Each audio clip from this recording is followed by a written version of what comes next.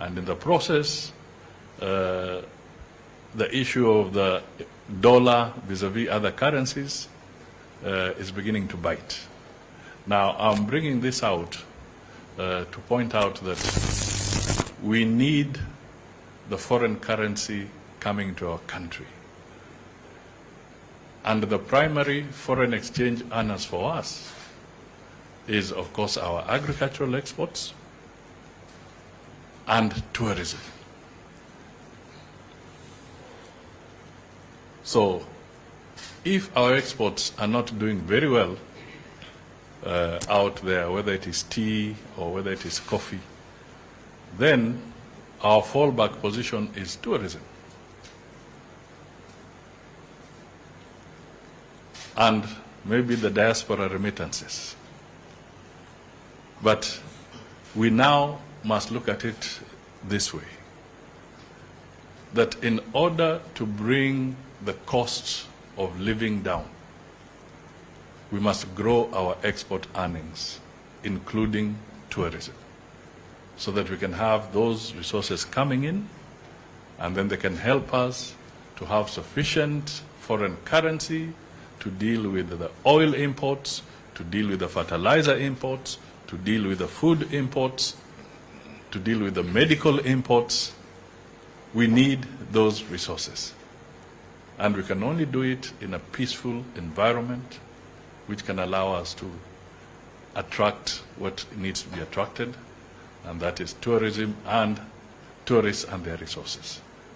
So I am speaking to these particular issues in this iconic building, well preserved.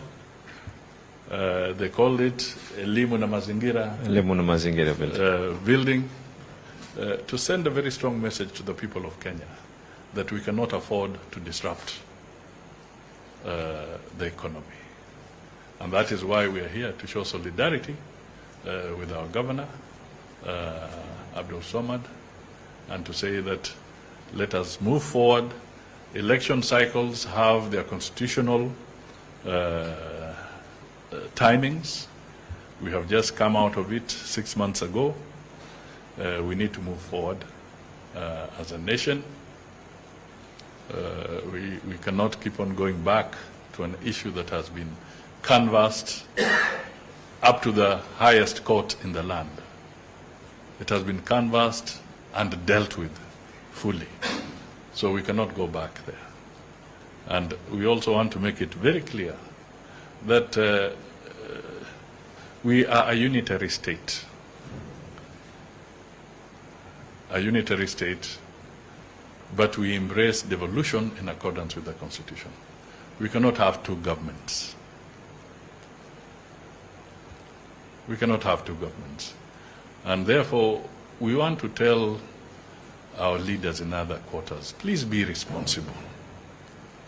Be responsible.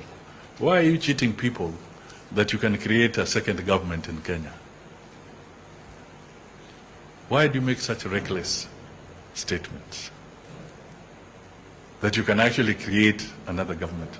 And you're making these statements when you are seeing very clearly that in our neighboring region, there's already conflict in Sudan, which has flared up. Na wewe mtu mzima, una familia, you had an opportunity to be in a very high office, and you actually cheat Kenyans that you can create two governments in Kenya. Very reckless. So these are the kind of things we need to encourage our people to move away from. Let us give the governor an opportunity to serve, to deliver. His performance contract is with the county of Mombasa and the people who voted for him. And in 5 years' time, they'll be evaluating him and making their decision on the basis of how he has worked and how he has delivered.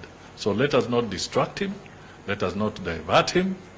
Let us make sure that he can deliver. And then his performance contract will be sorted out by the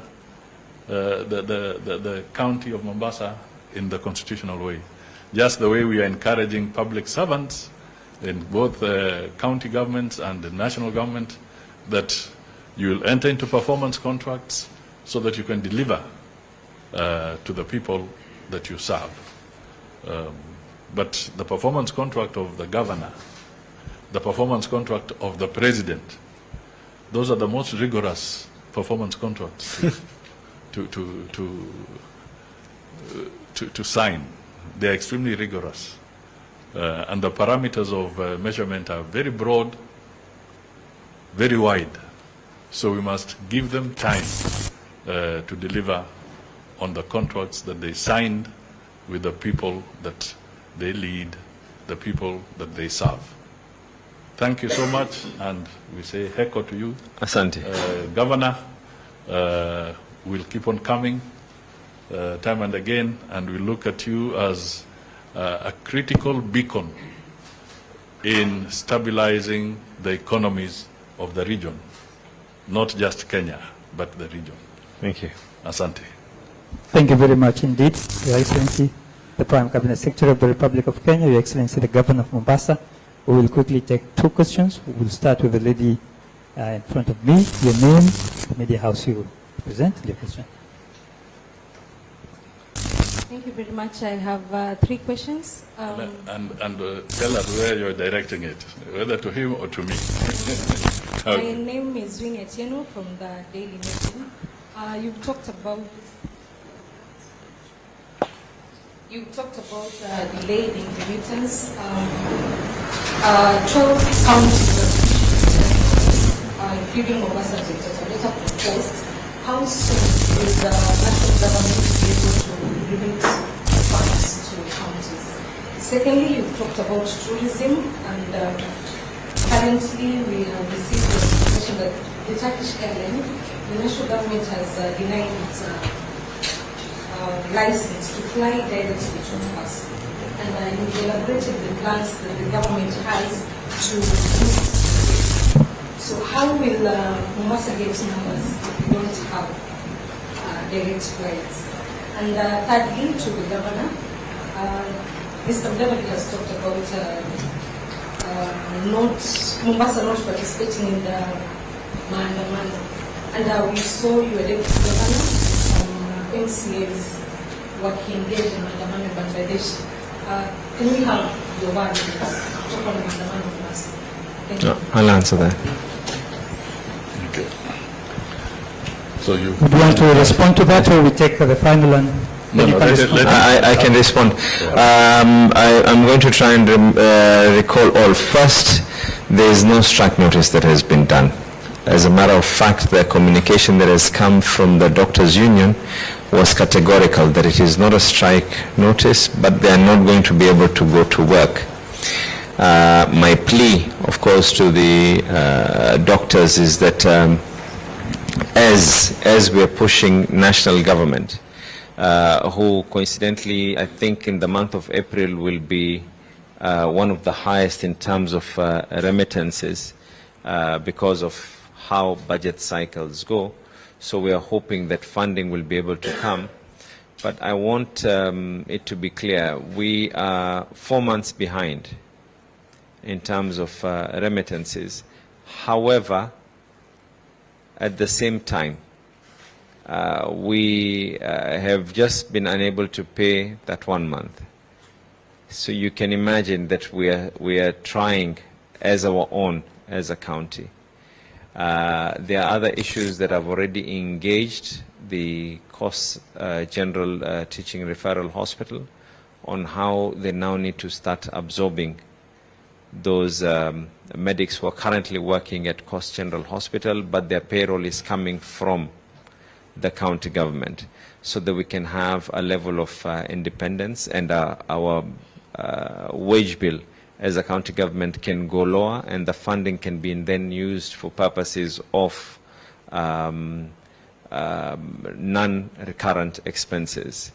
The second issue that you, so yes, my hope is that one, the letter that they wrote was that it is not a strike notice, but that they will not be able to go to work. There's a true difference there. My plea to them, of course, is that please do realize that this is something that is affecting literally everyone, not just in Mombasa. It's affecting everyone in the whole of Kenya. We have two options. Either everyone decides they don't want to do anything and they down their tools, and we make the whole country not to be able to move, or we realize that where we are currently is not where we were. Where we are currently, we've been able to pay. We're paying, in fact, with all statutory deductions. There's no deduction that is not being remitted. We've paid all previous debts, we as a county, so we are doing our best. The issue of, you indicated about MCAs and other leaders having been in demonstrations. The Constitution of Kenya, they have their right to be able to do what it is, but currently the stand of the governor of Mombasa is that to avoid and avert, right now, one of our biggest reasons as to why we're even breathing and floating and managing to pay our debt on time and giving that issue that within 90 days everyone has to be paid is because of on-source revenue. I need to ensure that the people of Mombasa will be able to grow. So I will not deny anyone their constitutional right, but at the same time, I have millions of people who are looking up on me, and none of them is going to see anything else except people want to know where they're going to be getting their bread and butter from. Mm-hmm. Thank you. There's a gentleman. Yeah, no, I have to deal with one or two issues.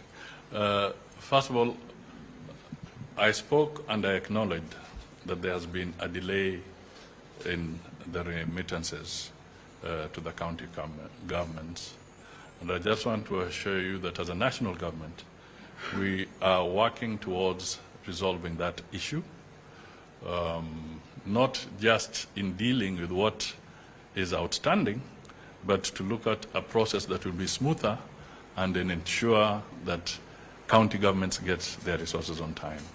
And this is an issue that is being discussed jointly with the National Treasury, and sooner than later, we are going to make a more detailed pronouncement on how we intend to solve this problem. But I can assure you, we are not happy that there is a delay. We know that it's putting a lot of pressure on the county governments, and we intend to resolve that particular issue. Be that as it may, I want to take a little more time, maybe just another 2 minutes, to explain that the crisis that Kenya is facing is much bigger than we may imagine. Yesterday, when I spoke to the iftar, I gave an example of the commitments that the Kenya government entered into. Very, very demanding commitments to the people of Kenya, which we are not about to run away from, but which we have to deal with. Okay? Because they are commitments that were entered into by the previous regime. But remember, government is a government in perpetuity. So when sovereign commitments have been made, it's the responsibility of the government to tackle those sovereign commitments. Some of them are unpleasant, they are painful, but they were made. All right? And I gave an example that on one of the programs that the previous government entered into, the demand is that every January there must be a payment of 40 billion Kenya shillings. And then 6 months later, in July, To the same commitment, there must be another payment of 40 billion shillings. Now, these are commitments that have a primary charge on the consolidated fund. So you cannot run away from those commitments. And those commitments have an impact on the rest of the economy. All right? I'm speaking to this very, very carefully because some of the people shouting loudest in the streets are part and parcel of the signatures and commitments that I am talking about. So, as a country, we have to deal with it. And we have to deal with it in a balanced way because how much more can you tax the people of Kenya? So we have to rationalize a lot of things as we move across and as we move forward. Because there are so many other commitments. I've not talked about the Eurobonds. I've not talked about so many other commitments. I've just talked of one particular area. So there is a big challenge in that context. And we should talk about the economy, understanding the background of where we are coming from. We are coming from an all-time low, and we have to build our way upwards going into the future. Now, if I now come to, say, the Turkish Airlines, it is important, and at least I've had the privilege of having served also as the Minister for Transport at one time or the other. When you are negotiating arrangements with airlines, it's a very complex issue. Because one, Kenya itself has a national carrier in the name of Kenya Airways. So as you negotiate what you might call flight arrangements or destinations and what have you, you also have to put in balance what does that have on your own national airline. Are there reciprocal arrangements that are being granted to Kenya Airways? Okay? You and I know that Kenya Airways is facing a challenge.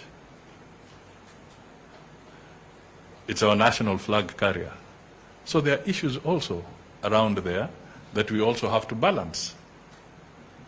So these are factors that are taken into account when you're having the communication. At some stage, it may then make economic sense to everybody to say that now we can make this arrangement or that arrangement, but also ask yourself the very fundamental question. At times, what is your national interest as Kenyans? In all the programs that we are putting on the table, what is the national strategic interest of the people of Kenya?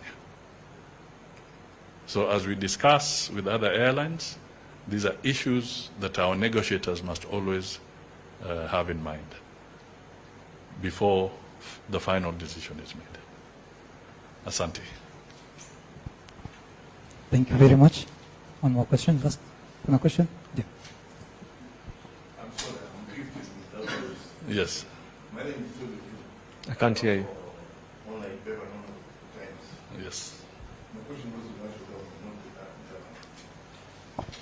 I saw you mentioning the issue, this struggle in Parasato. You want to build them all one fashion. What's the position at the moment? Okay. It's quite a long process because parastatals or state-owned enterprises across the board, they have to be rationalized. And it's an ongoing process that we are thinking through so that, one, we start being more careful and planning our future better in the establishment of these entities. Today, we have about 348 public enterprises. 348. We need to know how much of them are contributing to the exchequer and how many are a drain to the exchequer. And I'll be pronouncing myself systematically on these issues. But let me just give an example. That out of the 348 enterprises, about 79 of these enterprises are called public entities that are for profit. That are for profit. That means that they ought to make profit and pay a dividend to the exchequer. As we speak today, only 5% of those 79 are actually paying dividends to the exchequer. The others have now become dependent on the exchequer, out of the 79 that I've talked about in that category. But remember, they are regulatory public enterprises. They are public universities. They are TVETs. There are others that are research institutions and so forth. So there's a whole category of all these entities. And some are duplicating. That's the reality.